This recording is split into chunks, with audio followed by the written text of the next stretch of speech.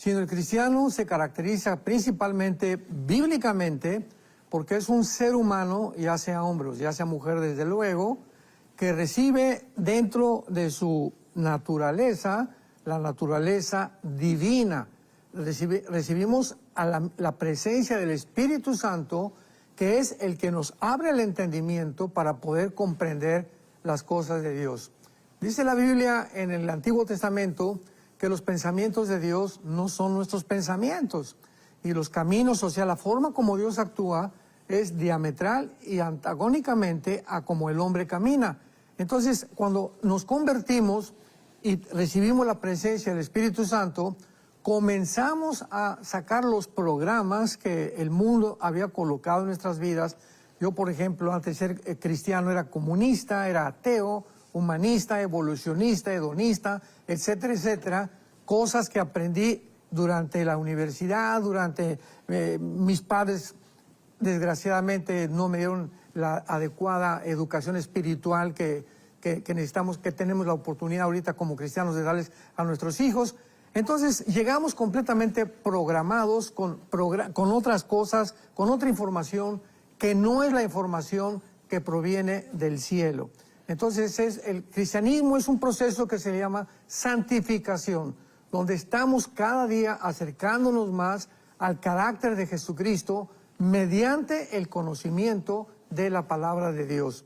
Dice en 1 Juan capítulo 2, versículo 20, pero nosotros tenemos la unción del Santo y conocemos todas las cosas. O sea, con la unción, con la presencia del Espíritu Santo en nuestra vida, podemos ya acercarnos a la Biblia y comenzar a entender los pensamientos de Dios. ¿Qué quiero decir? Una persona que no tiene la unción, que no tiene la presencia del Espíritu Santo en su vida, viene a la Biblia y para él o para ella es un libro común y corriente, es un libro de literatura, es un libro de información, es un libro que contiene historia, geografía, paleontología, antropología, etcétera, etcétera. Pero de ahí no pasa, o sea, es una información al intelecto, pero esta información no está transformando su vida, porque no se trata de venir a la Biblia y obtener información per se, sino que esta información nos cambie, nos transforme, cambie nuestra manera de pensar, que es lo que significa realmente la palabra metanoia en el griego, que es la palabra arrepentimiento.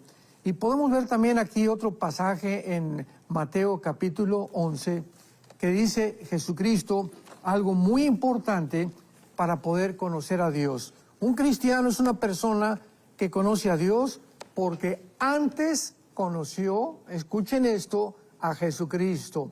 O sea, no podemos conocer a Dios sin antes haber tenido un encuentro con el Hijo de Dios. Dice Mateo 11, versículo 27.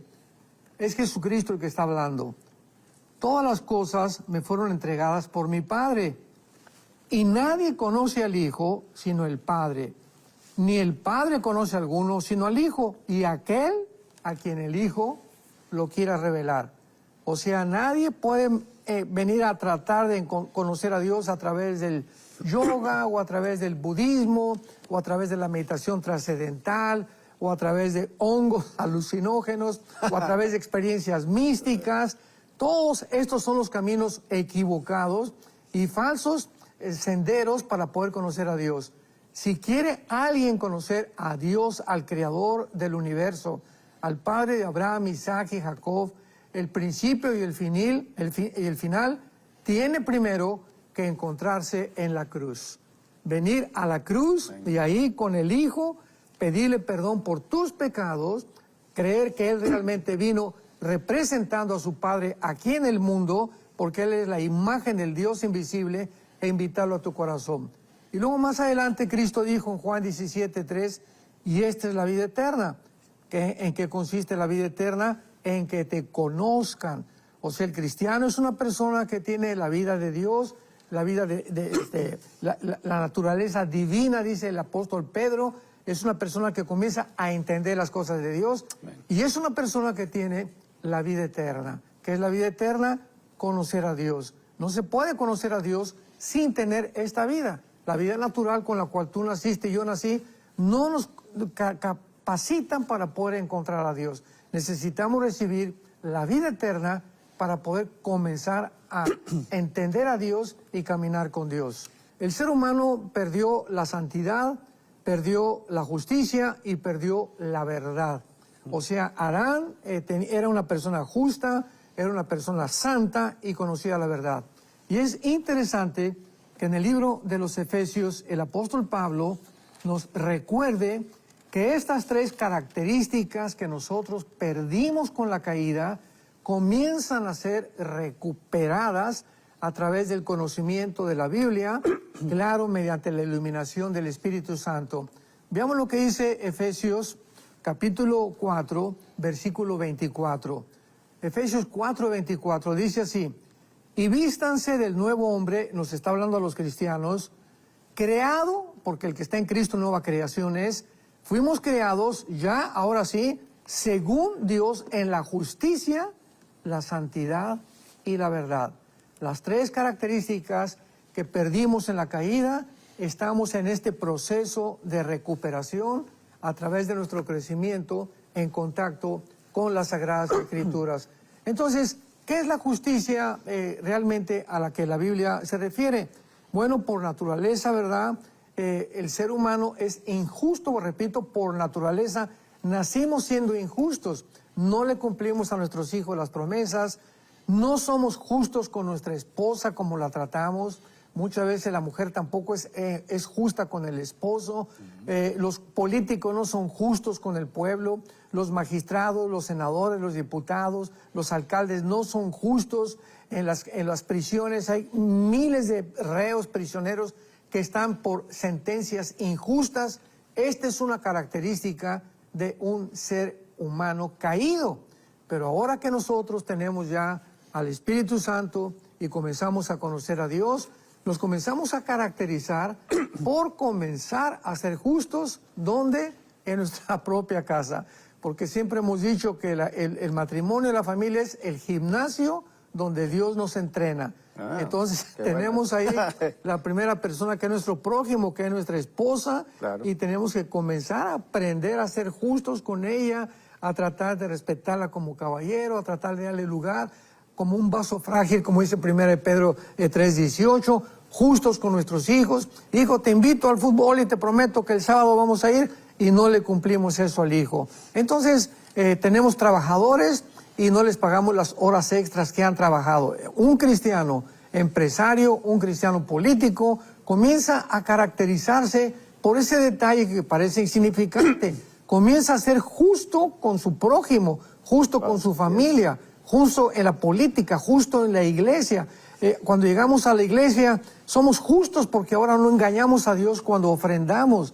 Ahora la Biblia dice, ¿verdad?, que ya cada quien dé como propuso en su corazón. Ya el diezmo quedó muy lejos en el Antiguo Testamento. Ahora Dios ya no nos pone ninguna barrera, nos abre completamente y nos dice, si en el Antiguo Testamento fue el 10%, ahora si tú realmente estás caminando en este camino, da el 15, el 20, el 30, el 40%. Como hace muchos años el presidente de Colgate-Palmolive daba el 60% a la obra de Dios, y veamos cómo lo prosperó Dios. Entonces la justicia es darle a Dios también lo que Dios merece, porque no podemos darle a Dios aquello que sean las obras. Entonces somos justos en todas las áreas, en el hogar, en la empresa, en el trabajo, con nuestros hijos, con nuestra esposa, en la política, en la iglesia, etcétera, etcétera. Eso es lo que caracteriza a un cristiano, la justicia de Dios en su corazón. Bueno, pues cuando nosotros recibimos a Cristo, la naturaleza antigua, la naturaleza pecaminosa, no la perdimos, la tenemos dentro. Dice todo el capítulo 7 a los Romanos, el apóstol Pablo, porque he descubierto que el bien que hago no lo hago, el mal que no quiero eso hago, de manera que concluyo que el pecado mora, habita, hay algo dentro de mí todavía, siendo apóstol, siendo cristiano, teniendo al Espíritu Santo, dentro de nosotros hay mucha maldad todavía. Realmente podríamos decir que lo único bueno que tenemos es la presencia de Jesucristo en nuestra vida. Fuera de eso, ¿verdad?, el ser humano, nuestras mejores obras son como trapos de inmundicia. Y en la primera carta de Juan, en el capítulo 3, él lo explica muy claramente en el versículo 9. 1 Juan 3, 9. Todo aquel que es nacido de Dios, o sea, todo aquel que es cristiano, leamos con mucho cuidado, no practica el pecado, porque la simiente de Dios permanece en él y no puede pecar, o sea, no puede practicar el pecado porque es nacido de Dios. Entonces, el cristiano, aunque seguimos pecando, ¿verdad? Porque somos pecadores continuamente, no estamos o no hemos ya hecho un hábito del pecado. Esa es la grande diferencia. Antes de ser cristianos, era un hábito para nosotros pecar. Hablábamos con malas palabras, criticábamos, robábamos, transábamos, no pagábamos lo debido, etcétera, etcétera. Vuelvo a repetir, tratábamos muy a nuestros hijos en el hogar. Bueno, estamos continuamente viviendo una vida de pecado. Pero con la presencia del Espíritu Santo hay algo que nos comienza a frenar. Se despierta la conciencia como jamás la habíamos tenido tan despierta. Entra a nosotros el temor de Dios, saber que Dios nos observa, que ya no podemos seguir y continuar en la misma vida que teníamos antes. Y esto es lo que nos detiene, porque el Espíritu Santo nos muestra ahora que cuando un cristiano peca, ese cristiano se siente avergonzado delante de Dios. Si eres cristiano, si no eres cristiano, dice en Proverbios que la persona que no es cristiana moja como un pan dulce en su chocolate y se lo come y dice yo no he hecho nada. Entonces, una persona cristiana ya no hace del pecado un hábito, ya no es algo que estamos continuamente repitiendo y repitiendo y repitiendo, porque la semilla de Dios, la palabra de Dios dentro de nosotros nos redarguye para que podamos pedirle perdón inmediatamente a Dios después de pecar. Y el que esconde sus pecados no prosperará, mas aquel que los confiesa y se aparta alcanzará misericordia. Antes de ser cristianos estamos centrados en el ego. El ego es el enemigo más grande de un ser humano, porque nos hace simplemente pensar en mis intereses, en mis objetivos, en lo que yo puedo salir beneficiado. Pero cuando ya nos convertimos, Dios comienza a tratar con nuestro ego. Y una de las características principales es que Dios enseñó en el Antiguo Testamento, repito, a que dieran el diezmo. ¿Por qué? Porque como por naturaleza somos agarrados, somos codos, somos avariciosos, somos egoístas. Dios nos pone en contacto y nos dice, ahora quiero que comiences a soltarme algo del sudor de tu frente, de lo que tú ganas, ponlo delante de mí, para que comiences a deshabitarte, a hacer a un lado ya el hábito que tenías. Cuando no éramos cristianos, yo me acuerdo a la iglesia a la que yo iba, dábamos limosnas, o sea, cuando repartían el bote donde se echaban, nada más oían puras monedas que caían, ¿verdad? Casi nadie ponía billetes, eran limosnas, así nos acostumbraron. Pero cuando venimos a Cristo, ya encontramos nosotros lo que dice en la segunda carta a los Corintios, capítulo 9, el apóstol Pablo. Versículo 6. Esto digo, el que siembra escasamente, va a también recoger escasamente. El que siembra generosamente, generosamente segará. Aquí pone un principio elemental de la agricultura, Pablo. Si yo me levanto mañana en el jardín de mi casa y le digo a mi esposa, oye, ¿dónde están las sandías que deben de crecer? ¿Qué me va a contestar mi esposa? ¿Cómo esperas que haya sandías cuando no has sembrado semillas de sandía? Entonces no puede crecer lo que no siembras. Entonces y es una ley de la siembra y la cosecha. Pero en la ley de la siembra y la cosecha hay algo sobrenatural. Si yo siembro 10 semillas de sandías, no van a nacer 10 sandías, van a nacer 40, 50 sandías, porque la cosecha siempre es más grande que la siembra. Esto es algo que se aplica tanto físicamente en la agricultura como también espiritualmente. Es lo que Pablo nos quiere preparar para que podamos entender. Y luego dice el versículo 7, la manera como nosotros debemos de sembrar a la obra de Dios. Cada quien dé como propuso en su corazón. O sea, cuando damos no es por manipulación, porque alguien me obligue, o me digan, pues si tú no siembras, ¿verdad? Pues te vas a condenar eternamente. No hay ninguna fuerza externa que me obligue a mí a dar, más que el corazón que tengo de amor, de agradecimiento por lo que Cristo hizo por mí en la cruz. No con tristeza. Cuando damos con tristeza, pues ya no estamos dando verdaderamente con un amor o con una fe nacida del corazón. Ni tampoco por necesidad, porque Dios ama al dador alegre. Amén. Y poderoso es Dios, dice la Biblia. Escuchemos esto. Cuando lo hacemos de esa forma, de corazón, o sea, ya nos nace. Ya no doy a la obra de Dios porque me siento obligado, sino que me nace en mi corazón hacerlo por amor a la obra.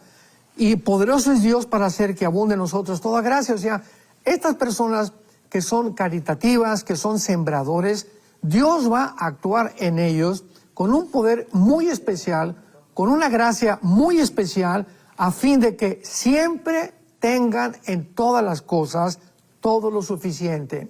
Como le dijo Dios, recordamos a Elías cuando entró a la viuda de Sarepta, que tenía la viuda de Sarepta en el Antiguo Testamento una sola tortilla. Y Dios manda a Elías y le dice, ve con esa viuda. ¿Cómo es posible, me dice mucha gente, que mande Dios a una pobre mujer que casi no tiene que comer? Y todavía le pide que le dé de comer. Pero veamos los pensamientos de Dios no son los pensamientos. Entonces esta viuda tenía una tortilla y una cucharada de aceite para cocinar esa tortilla. Pues esta viuda, todo lo que tenía, y tenía un hijo aparte, la cocina, la parte a la mitad y se la da a Elías.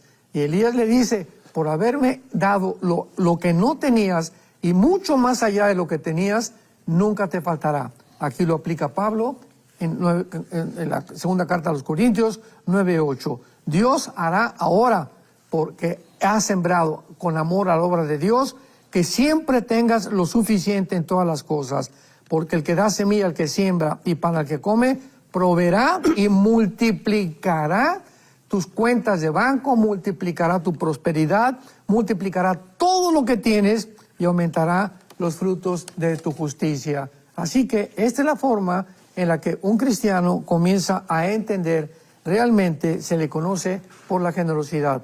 ¿Quién es un cristiano? Es una persona sumamente generosa. Antes de orar, rezábamos, que es otra cosa muy diferente. Nos enseñaron a hacer rezos memorizados. Pero cuando venimos a Cristo, un cristiano es una persona que descubre que tiene comunicación con el Creador del universo, con su Padre. Ahora es mi papá, se le llama papi, dice en Romanos 8, Abba Padre, Abba en el hebreo es papito. Ahora le podemos decir papito lindo, papito precioso, papito hermoso, papito que diste a tu hijo en mi vida. Ahora me puedo comunicar con mi Padre Celestial platicando. Acordémonos que desde el principio de la creación, Dios dijo y fue creado. Dios se comunicó para la creación. Y la comunicación, cuando dijo, no es posible que no es bueno que el hombre esté solo, le dio ayuda idónea para él. Desde el principio Dios vio que el ser humano necesitábamos entre nosotros, ¿qué cosa? Ser sociables, comunicarnos entre nosotros. Nos creó para que pudiéramos comunicarnos unos con otros, pero también juntamente a recordar que es parte de la vida cristiana comunicarse con Dios. Entonces, ¿qué es la oración? La oración es platicar con Dios, es contarle a Dios, decirle, Padre Santo, tengo necesidad de esto, te adoro, porque una oración siempre debe comenzar con alabanza a Dios, con reconocimiento de la grandeza de Dios, confesión de pecados. Padre, ¿verdad? Pues lo que hice hoy en la mañana, le grité a mi esposa, eso no está bien, te pido perdón porque la sangre de Cristo me va a limpiar. Entonces entramos en un contacto ya que se convierte en un diálogo.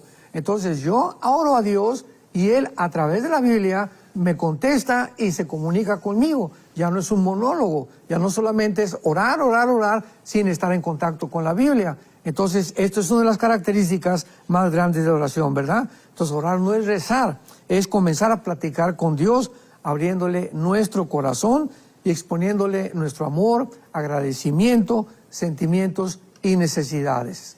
Prometió Cristo estas palabras. Cuando venga el Espíritu Santo, esto es muy interesante y muy profundo, cuando venga el Espíritu Santo, Él los va a redarguir, o sea, a convencer de pecado.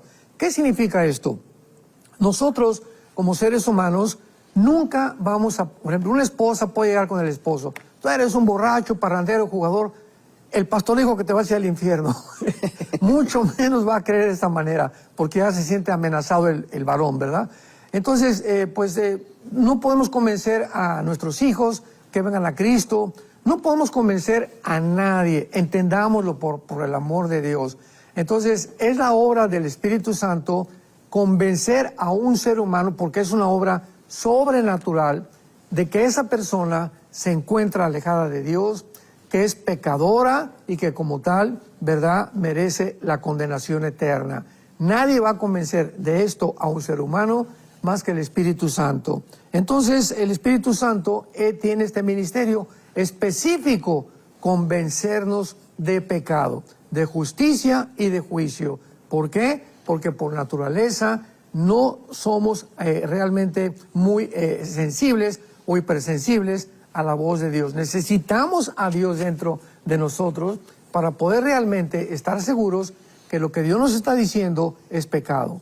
Porque Dios ha repartido a todos, no hay un solo cristiano que no tenga dones espirituales. Entonces el Espíritu Santo sabe perfectamente bien, porque Dios es soberano. Dice 1 de Corintios capítulo 12, versículo del 10 al 12, porque Dios reparte a cada quien como Él quiere. O sea, los dones que tenemos nosotros son proporcionados de acuerdo a la soberanía de Dios. Yo pongo un ejemplo rapidísimo. Cuando yo me convertí, al principio yo creí que iba a ser misionero, porque estuve 3 años de misionero entre la sierra de Oaxaca y de Guerrero, durmiendo en pisos de adobe, ¿verdad?, tapándome con periódicos, viviendo con los indígenas, y Dios me dio lo que yo necesitaba en esos 3 años. Y después descubrí que también tenía el don de poder comunicar la palabra, enseñar la palabra, y ya descubrí que podía yo también tal vez tener el don de la palabra de Dios. Y después, más tarde, después de otros años, descubrí que también podía predicar a multitudes, o sea, a varias personas. Entonces, conforme vamos desarrollando nuestra capacidad espiritual y nuestra comunión con Dios, Dios no nos lleva de la primaria a la secundaria, ni a la preparatoria, ni a la universidad. Cuando tú subes un escalón y Dios ves que en ese escalón has hecho lo que Él te ha dado en ese momento, te sube al otro escalón.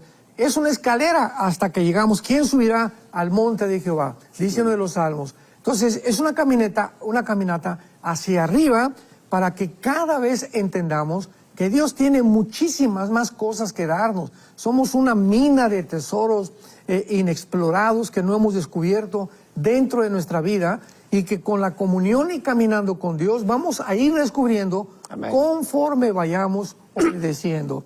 Porque es la obediencia a lo que ya sabemos, lo que nos abre la puerta para poder seguir subiendo escalones con Dios. Entonces, este es el testimonio que el Espíritu Santo nos da a cada uno de nosotros, que somos hijos de Dios, que debemos de superarnos en cuanto a nuestro conocimiento espiritual y que debemos ser santos en toda nuestra manera de vivir.